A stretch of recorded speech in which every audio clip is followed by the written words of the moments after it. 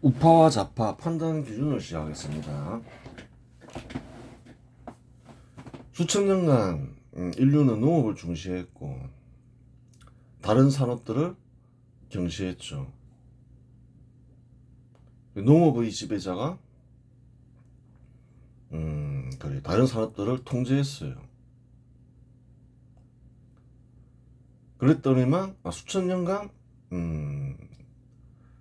그래 인류는 빈곤을 겪어야 해. 절대 빈곤을 겪어야 했다는 거예요. 그런데 상공업자가 세력을 키우고 그래요. 산업 간 평등을 일정 정도 달성을 했죠. 그랬더니만 상공업이 눈부시게 발전하더라. 또 어떤 현상이 일어났나요? 농업에 집중하면서 식량 문제를 해결하려 했는데 수천 년간 해결이 안 됐죠. 근데 상공업이 우승되니까 상업과 공업을 통해서 절대 빈곤이 해결돼 버렸다는 거예요. 그래요. 한국 또한 마찬가지죠. 수천 년 동안 해결하지 못했는데 상공업을 육성하면서 식량 문제가 해결됐다는 거예요. 그게 작은 일이 아니라는 거예요. 그런 부분에 대해서 잘 안 가르치죠. 현 시대 역사는 한국의 탈레반 역사가들이 그래 탈레반의 역사가들의 역사관이 주를 이루고 있죠. 그러면서 그렇게 된 거예요. 굉장히 중요한 역사인데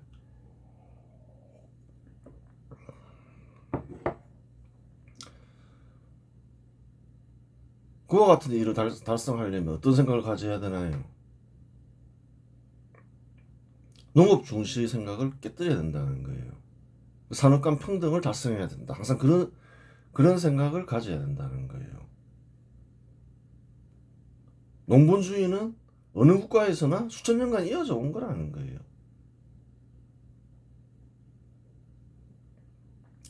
그래요. 그러한 농본주의는 현대인들에게도 다 있나요, 없나요? 있다는 거예요. 근대 국가에서도 농본주의는 여전히 이어지고 있다는 거예요. 그 경제학으로 나타나면 그게 뭐가 되냐는 거예요. 중농주의라는 거예요. 중농주의는 다 있다는 거예요. 현 시대에도. 근대 국가가 수립된 곳에서도 있다는 거예요.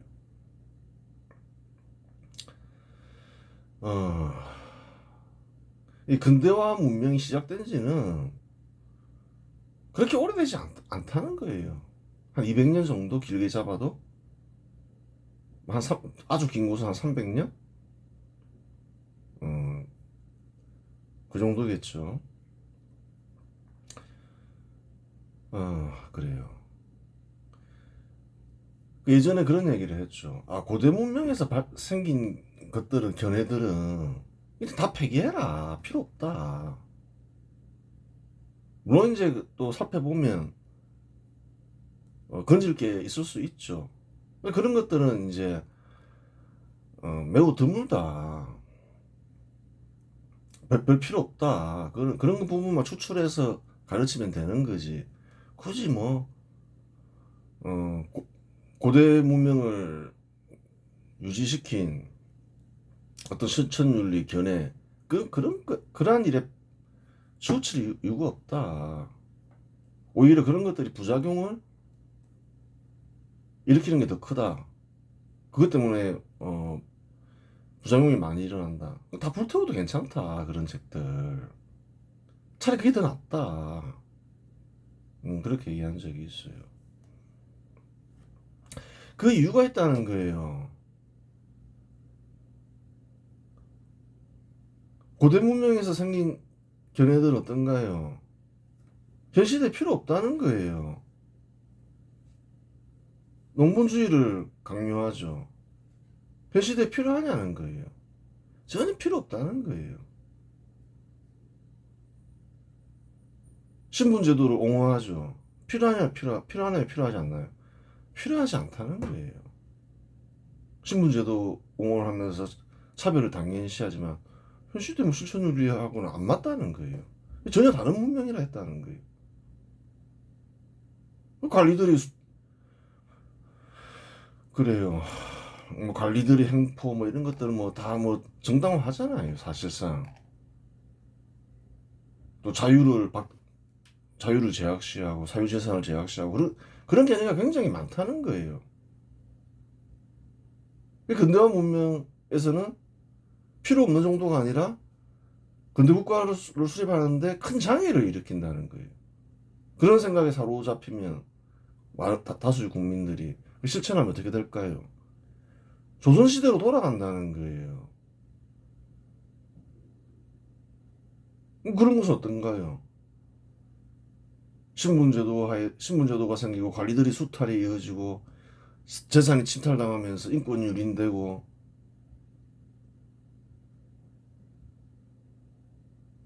그래요. 완전히 다른 것이다. 근대화 문명과 근대화 문명 속에서 국가를 유지하고 번영시키기 위한 실천윤리는 완전히 다른 것이다. 그러한 실천윤리를 있게 하는 이념 역시 완전히 다른 것이다. 그 사실을 알아야 된다는 거예요. 역사에서 한국인들이 중요한 사실을 알아야 되는 거예요. 이 근대화 문명을 탄생시키는 것을 정확하게 알기 위해서는 역사죠. 정확한 역사를 알기 위해서는 기본적으로 어떤 생각을 가져야 되냐. 사람들이 역사가 사람들의 삶이 역사라는 거예요. 당겨서 역사가 아니라는 거예요. 조선 총독부는 한국인들의 삶에 큰 영향을 미쳤잖아요. 또 조선 총독부에 한국인들도 많이 참여했다는 거예요. 이 조선 총독부의 역사를 단순히 일본 역사로 보지 마라. 미군정 하지. 미군정에 한국인들도 많이 참여했죠. 영향도 많이 미치고. 미군정의 역사는 미국 역사냐는 거예요. 물론 미국 역사이기도 하죠. 한국인들의 삶에 큰 영향을 미쳤다. 한국인들도 많이 참여하고. 한국인들의 역사이기도 하다. 역사는 그러한 경우가 많다는 거예요.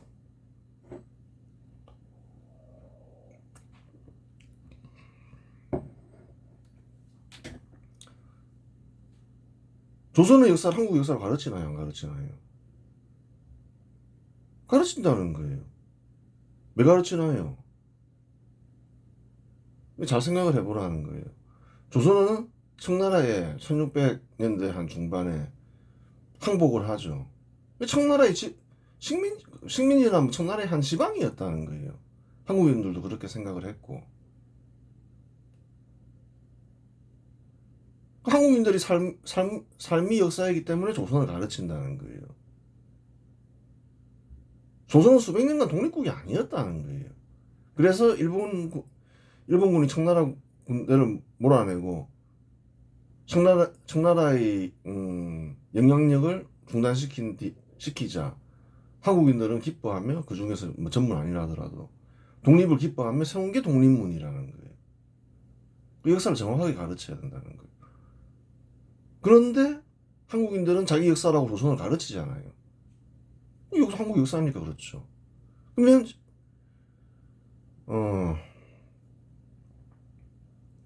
그래요.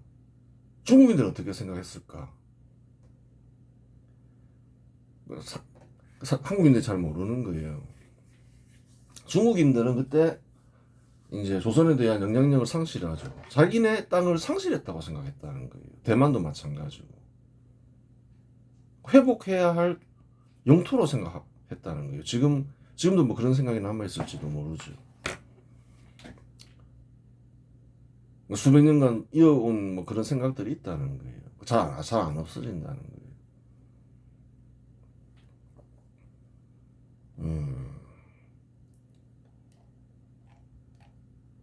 거예요. 그 얘기를 하는 게 있다는 거예요.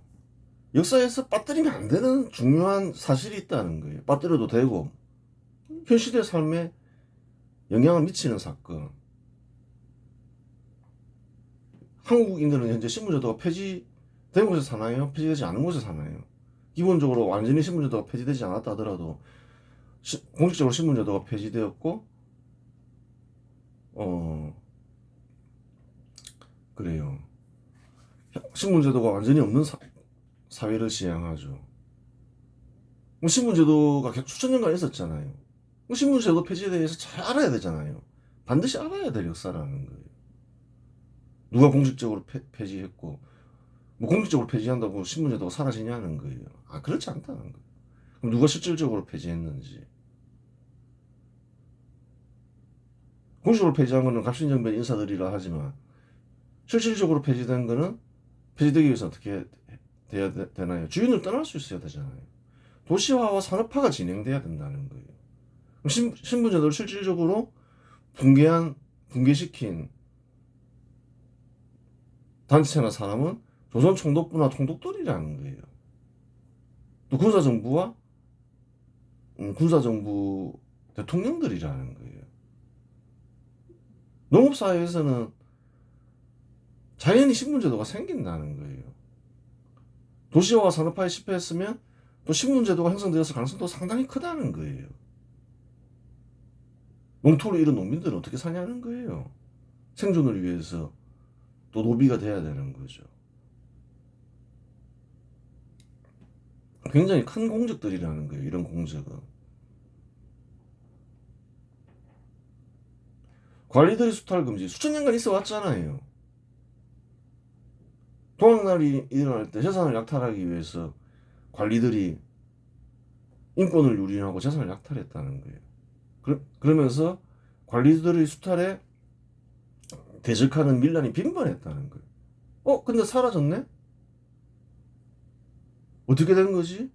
그 역사를 가르치나요? 안 가르치나요? 한국의 탈레반 역사가들이 안 가르친다는 거예요. 주류 역사가라고 볼 수 있는 거죠. 현시대 한국의. 정확하게 알아야 된다는 거예요. 그 관리들이 수탈을 금지시킨 거는 굉장히 큰 공적이라는 거예요. 한국인들이 또 반드시 알아야 돼. 역사고. 지금 지방간이 징세권을 박탈하면서 지방간이 모든 권한을 행사했죠. 행정권, 군사권, 분쟁, 사법권. 근데 그걸 징세권을 박탈해버리면 수달을 할 수 없게 돼버리잖아요. 이 또 히로부미가 했다는 거예요. 이 또 히로부미를 싫어한다 해서 싫어하는 것도 어떤 주입된 역사관 때문에 그런 것이긴 하지만 안 가르치면 되냐는 거예요. 가르치고 난 뒤에 욕을 하든가 그래야지. 중요한 역사인데. 소득세령을 제정해서 저소득자의 세금을 감면하거나 이런 게 다 이제 관리들이 수달 금지죠. 3대 총독 하세가와가 했다는 거예요. 이런 게 큰 공적이라는 거예요. 수천 년간 이어온 관리들이 수달 금지시켰으니까. 근데 하세가와 하는 사람이 있냐는 거예요. 잘못되는 거라는 거예요. 수천 년간 지주들의 수탈이 있었다는 거예요. 고율의 소량을 받았죠. 누가 금지시켰냐는 거예요. 미군령 사령관 하지가 금지시켰다는 거예요. 가르쳐야 되나요? 안 가르쳐야 되나요? 아는 사람이 있냐는 거예요. 이상한 필요도 없는 역사만 알고 있지. 수천 년간 이어온 그 소장료, 고유리 소장료, 그걸 누가 수탈시켰어? 존 리드 하지다.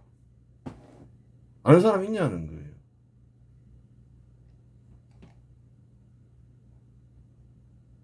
이게 문제라는 거예요. 역사를 모르는 종족이 돼버린 거죠. 매우 중요한 역사인데. 그래요. 정부와 민간 사이 평등 달성. 이제 마지막 기준이 되겠죠. 한번 보겠습니다. 근대화 문명은 고대 문명이 부정에서 시작했다. 얘기했잖아요. 고대 문명과 완전히 다른 거라고. 현시대 한국인들 사이에는 공존하고 있고 고대 문명에 대한 애착이 있지만 기본적으로 공존할 수 없는 거라는 거예요. 신분제도 유지와 신분제도 폐기가 공존할 수 있냐는 거예요. 산업간 평등과 농본주의가 공존할 수 있냐는 거예요. 공존하는 게 아니라는 거예요. 권력에 의한 생산과 계약에 의한 생산이 공존할 수 있냐는 거예요.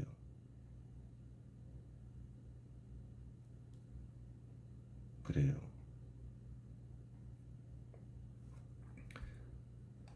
그러하기에 고대 문명에서 중시한 신분제도, 농본주의, 권력에 의한 생산 등을 부정한다.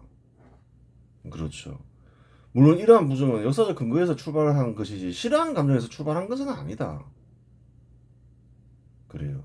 가신정변 인사들이 예를 들어서 근대 국가를 수립해야 되겠어. 상공업을 육성해야 되겠어. 민간기업을 육성해야 되겠어. 사적인 감정에서 시작했냐는 거예요. 그때 한국에 민간기업도 없었잖아요. 민간기업을 육성해서 결탁해서 내가 재산을 모아야 되겠어. 그런 생각으로 했냐는 거예요. 그렇지 않다는 거예요. 근대 문명을 접하니까 그것이 국가의 독립에 기여하고 국가의 번영에 기여하고 한국인의 삶을 향상시키구나. 그렇기 때문에 근대 국가를 수립하려 했다는 거예요. 사적인 감정이 아니라는 거예요. 역사적 근거를 보니까 근대화된 일본을 보고 다른 국가들을 연구해 보니까 그렇더라는 거예요. 현실 한국인들보다 훨씬 나은 거죠. 뛰어난 인물들이라 했잖아요. 근대화에 성공한 국가는 이전과는 비교할 수 없는 번영을 누리며 강국이 되었다. 그렇죠. 단기간 내에 강국이 되죠. 일본이 그랬잖아요. 다른 나라도 마찬가지죠. 또한 근대 국가의 국민은 이전에 누리지 못하던 풍요를 누리게 되었고 국민의 인권은 잘 보장되었다. 그게 다 얘기했죠. 비교하면 된다는 거예요. 근대 국가 수립을 성공한 나라, 그런 나라와 그렇지 않은 나라, 뭐 북한 이런 나라들과 비교해 보라는 거예요.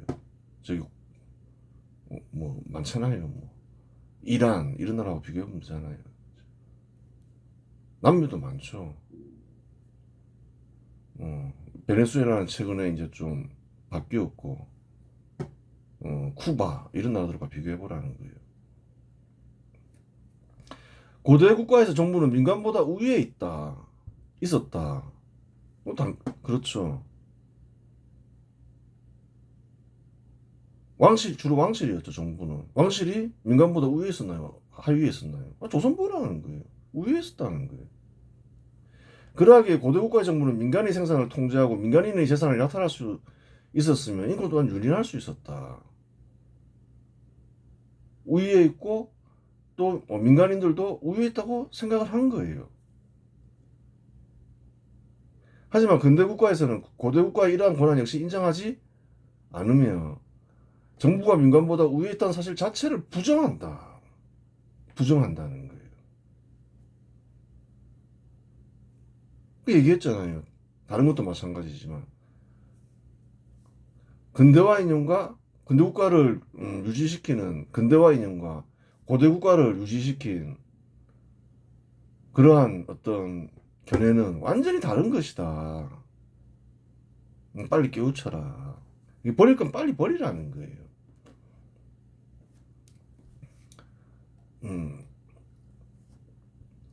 정부가 민간보다 우위에 있게 되면 민간 기업 육성이 어려워지거나 불가능해진다. 그렇죠. 그렇게 이제 통상 그랬죠. 뭐 역사적으로 그렇다는 거죠.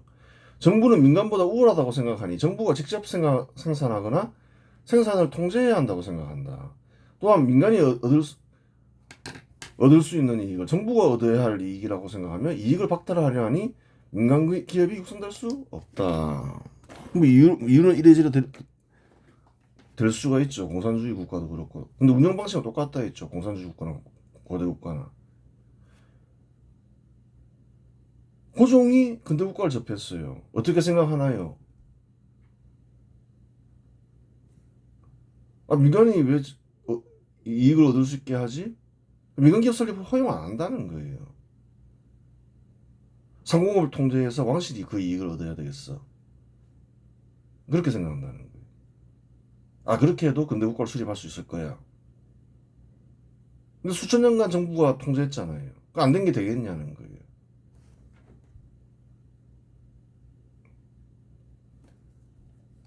그래요. 농경이 시작되기 전 소규모 공동체에는 정부가 있더라도 정부가 민간 우위에 있지 않았다. 그러면 언제부터 정부와 민간 사이 평등이 달성되었을까? 그걸 좀 봐야 된다는 거예요. 원래부터 그랬던 것일까? 아니면 갑자기 생겨난 것일까? 갑자기는 아니죠. 역사는 워낙 기니까. 이러한 사례는 현 시대에서도 얼마든지 확인이 가능하다. 무엇을 연구하면 될까요? 농경이 시작되기 전 소규모 공동체를 연구하면 된다는 거예요. 처음부터 농경이 시작되지 않았다는 거예요. 수렵채지하던 소규모 공동체가 어느 순간 농경을 시작하면서 규모가 커진 거라는 거예요. 그런데 인간의 역사의 대부분은 뭔가요? 수십만 년의 역사는 뭔가요? 수렵 채집을 했다는 거예요. 농경을 시작한 지는 한 만 년밖에 안 됐다는 거예요. 길어봐야. 긴 지역이라고 해봐야. 그러면 근데 또 어떤 일이 있나요? 연구된 게 많다는 거예요. 농경 문화가 시작됐지만 수렵 채집이 유지되는 곳이 있었다는 거예요. 수렵 채집이 그래요. 고대 문명이 탄생하기 전 인류는 어떻게 살았을까? 그걸 보면 수십만 년간 인류는 어떤 생각을 하고 어떻게 살았는지를 알 수가 있다는 거예요. 다행히 현 시대 그래 얼마 전까지만 해도 다 연구할 수 있는 대상이 있었다는 거예요. 미국 인디언 사회는 보통 수백 명 정도로 구성되는데 수렵 채집을 통해 식량을 구했으며 그랬죠. 농민이 시작되기 전이었죠. 연구된 게 다 있다는 거예요. 정부 역할을 담당하는 사람들도 10명 정도 있었다. 정부 역할이라는 것도 있었다는 거예요. 뭐 분쟁을 해결하고 이런 거죠. 뭐 전쟁을 수행한다거나 다른 부족과 보통 수장이라고 하는데 수장이라고 하여 공동체 구성원들이 지위보다 위에 있지 않다. 그럼 고대 문명처럼 그 수장이 왕과 같은 우월한 위치에 있느냐? 그렇지 않다는 거예요. 정부 역할을 하는 사람들은 다른 사회 구성원들보다 지위가 우월하지 않으면 부족을 이끌어가는 데 필요한 기능을 수행할 나름이며 생산을 통제하거나 부족원들이 재산을 약탈하거나 인권을 유린할 수 있는 권한은 없었다. 조선 왕실과 비교해보라는 거예요. 정부를 구성하는 관리들이 재산을 약탈하죠. 약탈하는 과정에서 인권을 유린한다는 거예요. 근데 소규모 공동체에 그런 게 있냐는 거예요. 전혀 그런 게 없다는 거예요. 그래요. 그 다음에 이제 의사결정이 어떻게 되는지를 봐야 되는 거예요. 부족의 중요한 결정은 혼자서 결정할 권한은 없었고 중요한 결정이 있으면 부족원들이 모여 회의를 통해 결정하였다. 다수결로 결정한 거죠. 권한이 없으니 자연히 민주적으로 결정하게 된 것이다. 그런 권한은 부여하지 않았다는 거예요. 추장한테. 이게 다 알아서 결정해 이런 게 아니라는 거예요. 고대 문명은 어떤가요? 야 조선왕실이 다 결정해 이러잖아요. 조선왕실이 그래 우리 뭐 그냥 우리 내 왕실의 지위와 재산을 줘 돈을 줘 그러면 내가 넘길게. 왕실이 다 결정하잖아요. 주요한 어떤 결정을.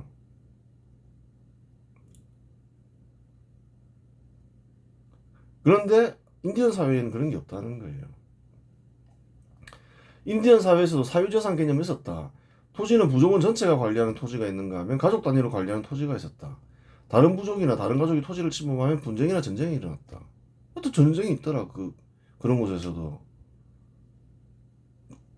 왜 전쟁이 일어나느냐? 사유재산 때문에 그렇더라.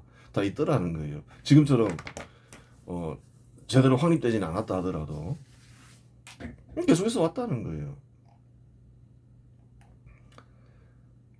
그래요. 추장의 역할을 좀 봐야 된다는 거예요. 구체적으로. 추장의 역할은 부족원들 사이에 분쟁이 생기면 분쟁을 조정하고 타부족이 침범하면 전쟁을 지도하는 역할을 맡았다. 평시의 추장과 전시 추장이 분리되어 있는 부족도 있었고 추장이라는 지위는 세습되지 않았다. 수장은 부족마다 다양한 방식으로 선출되었다. 주로 선출되더라. 수장은 뭔가요 그러면? 그걸 알아야 되는 거예요. 이런 얘기. 고대 문명도 마찬가지겠지만 초기에는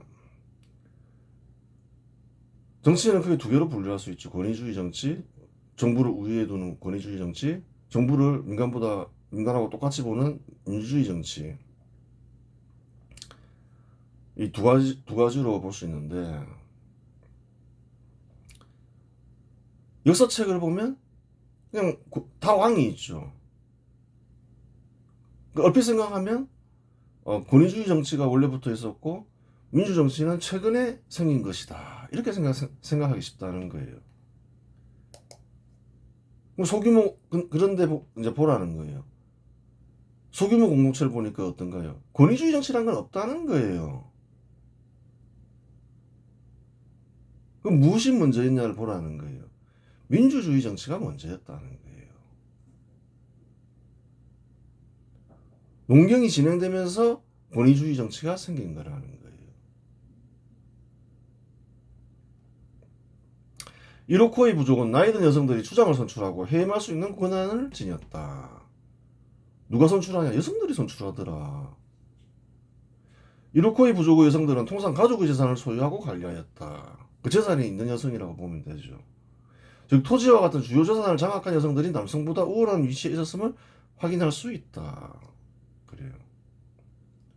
재산을 장악한 집단이 어떻게 되나요? 우월적 위치에 있게 된다는 거예요.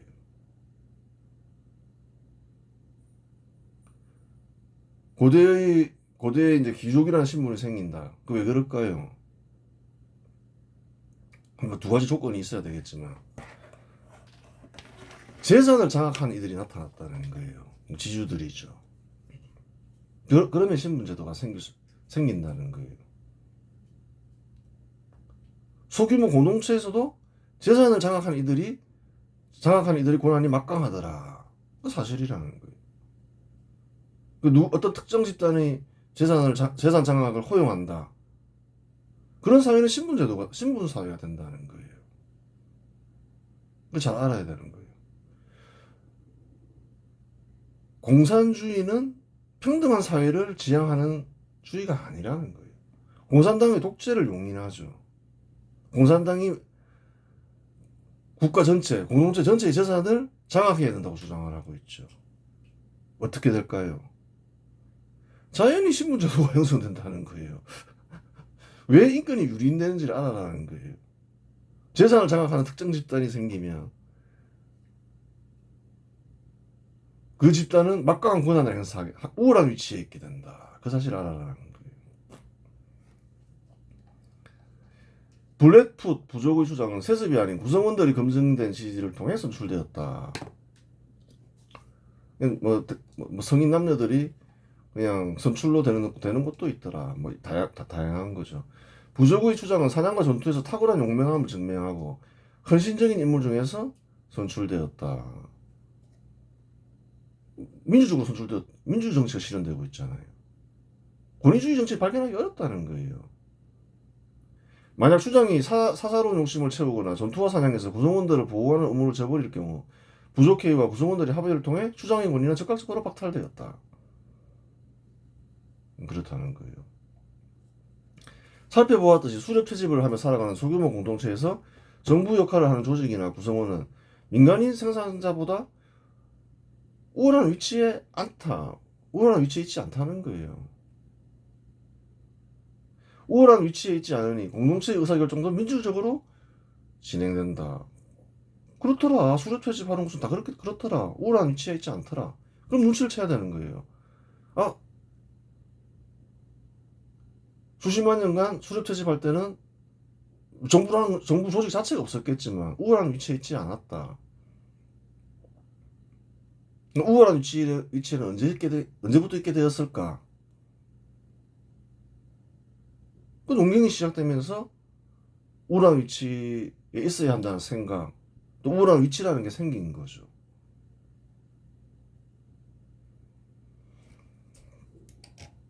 인류는 약 30만 년 정도 소규모 공동체를 이룬 채 수렵 채집을 통해 살아갔다. 따라서 정부가 민간보다 우위라는 생각은 농경이 시작되면서 생긴 생각이지 원래부터 있던 생각은 아니다. 한 만 년 됐다는 거예요. 근데 한 30만 년은 그런 생각이 없었다는 거예요. 추정이라고 하여 수렵이나 채집과 같은 생산에서 제외된 것은 아니었다. 민간과 정부가 따로 있었나 그것도 봐야 된다는 거예요. 생산에 참여하면서 추정 역할이 있으면 별도로 그 역할을 수행했다. 추정 역할을 이제 일이 생길 때마다 한 거지. 뭐 생산에 참여하지 않고 뭐 별도의 조직을 구성해서 하지 않고 있더라. 그래요. 부족원들 역시 공동체에 중요한 일이 생기면 의사결정에 참여했다. 전쟁이 생기면 전쟁에도 참여했겠죠. 군인 역할도 있겠죠. 즉 소규모 공동체에서는 정부 구성원과 생산자가 따로 있는 것이 아니었으니 정부와 민간이 분리되어 있지 않았다. 따라서 정부가 민간보다 우위라는 인식 또한 없었다. 그렇다는 거예요. 민간인이 정부 역할을 하기도 하고 정부 역할을 하는 사람이 또 생산에 참여하면서 민간인 역할을 하기도 하고 뭐 이렇게 딱 분업화가 되어 있지 않았다. 이렇게 볼 수 있는 거죠. 그러니까 당연히 우월적 위치라는 것도 없죠. 농경이 시작되면서 공동체의 규모에는 제한이 사라졌다. 이제 굉장히 커지죠. 제국도 생기고 이러죠. 광대한 영토를 차지하는 인구도 증가하게 되고 인구가 증가하게 됨에 따라 분쟁이나 범죄는 항상 발생했으며 전쟁 역시 빈번하게 발생했다. 그래요. 그에 따라 그와 같은 역할을 별도로 하는 조직이 공동체 구성원들이 합의에 의해 생겼다. 빈번하게 생기니까 그 일을 담당해야 될 조직이 필요해지게 되는 거죠. 늘 있으니까 또 많은 사람들이 동원돼야 되니까 늘 분업화가 이루어지는 거죠.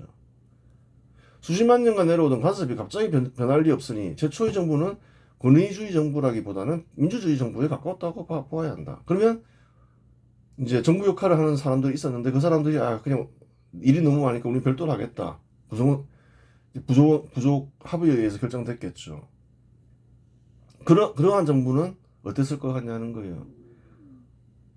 일정 기간 민주주의로 운영된다는 거예요. 갑자기 확 바뀌지 않는다는 거예요. 당연하죠. 역사가 기록된 이후에는 대부분 권위주의 정치가 시행되기 때문에 그렇죠. 역사에는 그렇게 기록되어 있죠. 민주정치가 현 시대에 새로이 등장하여 전격적으로 도입된 정치로 생각되기 쉽지만 소규모 원시 공동체에서 권위주의 정치가 발견되지 않는다는 점에서 권위주의 정치보다 민주정치가 앞서 존재했다. 민주정치의 원조는 고대 그리스다. 그것도 다 거짓말이라는 거예요. 어느 부족이나 민주정치가 실현되고 있었다는 거예요. 한반도에서도 부족이 국가를 수립하죠. 이제 확 커나가면서 농경을 시작하고 확대되면서. 그럼 농경이 시작된 초기 그 이전에는 어떤 정치가 실현되고 있었을까요? 인디안하고 똑같다는 거예요. 민주정치가 실현되고 있었다는 거예요. 단지 그게 기록이 안 남아있을 뿐이죠.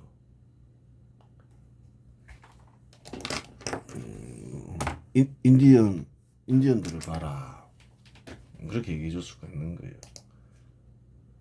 수천 년 전 고대 그리스와 로마에서 민주정치의 흔적이 발견되는데 이는 민주정치가 갑자기 등장한 것이라기보다는 고대부터 내려오던 간섭이 그대로 계승되거나 단절되었더라도 그 기간이 짧아 사람들이 알고 있었기 때문에 실시된 것이다. 한 3000년 전, 한 2500년 전만 하더라도 다 알고 있었다는 거예요. 민주정치. 권위주의 정치와 민주정치가 혼재했다고 보면 되는 거죠. 그러면서 이제 민주정치가 정부 역할을 제대로 못하니까 이제 다 권위주의 정치로 바뀐 거라고 보면 되는 거예요. 근데 원래 시작은 민주정치였다. 정부가 별도로 조직되면 정부를 장악한 개인이나 집단은 군대와 같은 무력수단 역시 장악하게 된다. 분업이 되면 이런 현상이 발생하죠. 즉 타인의 재산을 약탈하고 인권을 유린할 수 있는 힘을 정부가 보유하게 된다. 또한 그러한 힘을 독점한 개인이나 집단은 자신의 지위를 세습할 수 있게 된다.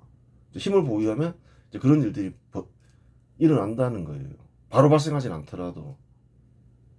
즉 농경이 시작되면 공동체의 규모가 확대되면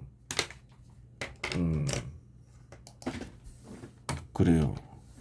시작되고 공동체 규모가 확대되면 별도의 정부를 조직해야 하는데 그 과정에서 정부의 무력을 독점하는 단체가 생기고 그러한 단체의 구성원들은 지위를 세습하기 위하여 신분제도를 수립한다. 무력의 독점은 필요한데 분업을 위해서 근데 그래요. 정부를 수립한 목적과 다른 역할을 수행하더라. 다른 일을 벌이더라. 그러면서 신분제도가 수립한다는 거예요. 높은 신분의 사람들이 목적은 두 가지이다. 왜 신분제도를 만들었을까요? 권력을 독점하는 이들이. 지위 세습과 재산 축적이다. 재산을 늘리는 과정에서 권력이 동원되는 인권 역시 자연히 유린된다. 그렇다는 거예요.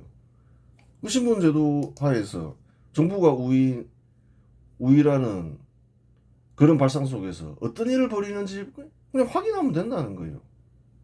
마지막으로 크게 일어났던 밀란이 근대화되기 전에 동학난이죠. 권력을 가지고 무엇을 하고 있는지를 보면 된다는 거예요. 재산을 늘리려고 권력을 행사하더라. 사람을 불러다 패고 그러더라. 쉽게 할 수 있는 거예요. 정부는 우월한 위치에서 상공업을 통제하며 민간인의 재산을 약탈하고 인권을 누린했다. 그렇죠. 고대 정부는 누구나 확인할 수 있죠. 어느 국가에서도나 또 확인할 수가 있는 거예요. 고대 문명이 있으면. 서양에서 자생으로 힘을 키운 상공업자는 신분 낮은 농민들과 연대하여 권위주의 정부와 투쟁을 벌인다.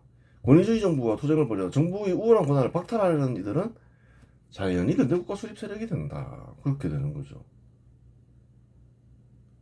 근대국가 수립 세력이 승리하면 정부의 우월한 권한은 크게 약화되며 근대국가 수립 세력이 패배하면 정부의 우월적 권한은 유지된다. 패배할 수도 있다는 거예요. 갑신연민 인사도 패배했잖아요. 신분이 낮은 이들도 권위주의 정부를 인정하지 신분제도를 폐지하려는 갑신연민 인사들을 인정하지 않았다는 거예요.